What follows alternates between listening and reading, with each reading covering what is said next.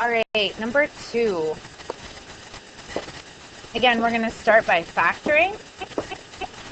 Two numbers that multiply to -6 and add to +1 are +3 and -2. And two numbers that multiply to 15 and add to 8 are +3 and +5.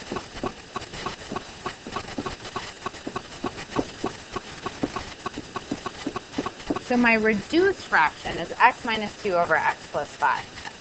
What our canceled piece gives us is the removable discontinuity.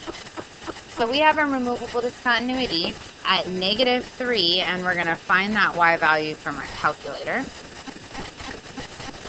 once we get to our calculator. Other pieces that we can use here, x minus 2, what's left on top gives us our x-intercept. So we have an x-intercept at x equals 2, or we can write that as an ordered pair, 2, 0. Our denominator gives us our vertical asymptote, which we're always going to write as an equation, x equals -5. And the relationship between the numerator and the denominator gives us our horizontal asymptote. Since we're the same degree, we're going to pull those leading coefficients. We're going to do the ratio of the leading coefficients. Again, with the horizontal asymptote, we're always going to write an equation y equals, and here it's y equals 1. We have a horizontal asymptote, we do not have an oblique.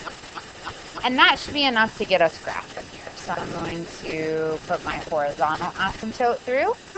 I'm going to put my vertical asymptote through.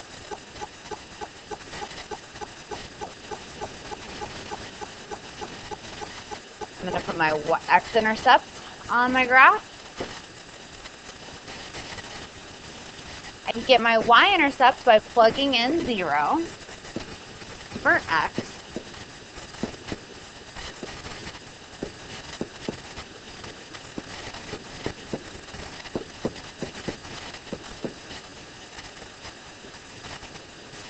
And then I'm going to put this into my calculator in order to get all of some more nice points to graph. So let me write our y-intercept. So y equals -2/5 or 0 to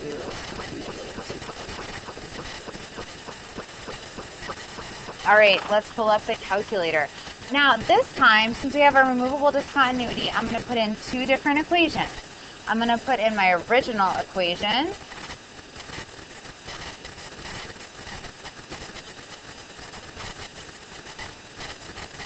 and I'm going to put in my reduced equation.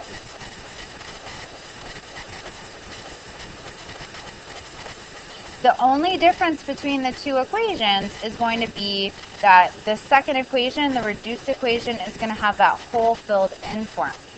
So that's how you find the y value of your removable discontinuity. So that's what we're working toward. Let's look at our, both are graphing, lovely. Let's look at our table. So particularly 3 is interesting to me. Oh, I'm sorry. -3 is where our removable discontinuity is. So -3, -5/2.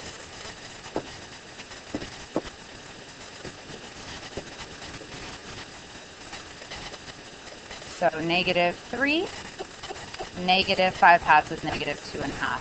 That's a good amount of points on that side of my graph. So I'm going to go ahead and graph that curve. And jump over that. On the other side of the curve, I'm going to try to find 2 points there that are the other side of the asymptote. There's my error at -5. You should have an error for both there. -6/8 is a good point. And -7 9/2. So -6/8.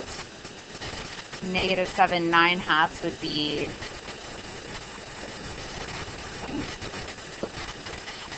for this problem, we are going to, for our domain, we're going to exclude our vertical asymptote and the x value of our hole. For the range, we're going to exclude our horizontal asymptote and the y value of the removable time. In interval notation, negative infinity to negative 5, negative 5 to negative 3, negative 3 to infinity. Again, I just excluded the x's. Now I'm going to exclude the y's for range. Negative infinity to my y value of my whole, which is negative 5 halves. Negative 5 halves to my horizontal asymptote, which is at 1. 1 to infinity.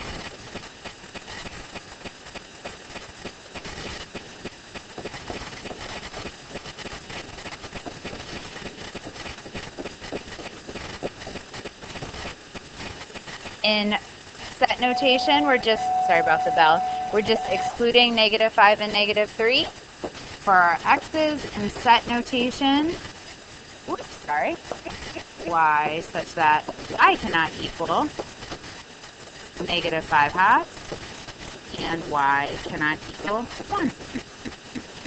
This was a much nicer problem. You have some nice ordered pairs that you can graph. Make sure you're leaving that hole open when you're graphing it. Make sure you're graphing your asymptotes nicely. And I can't say enough, write your points as ordered pairs, check the order of your x's and y's, write your asymptotes as equations.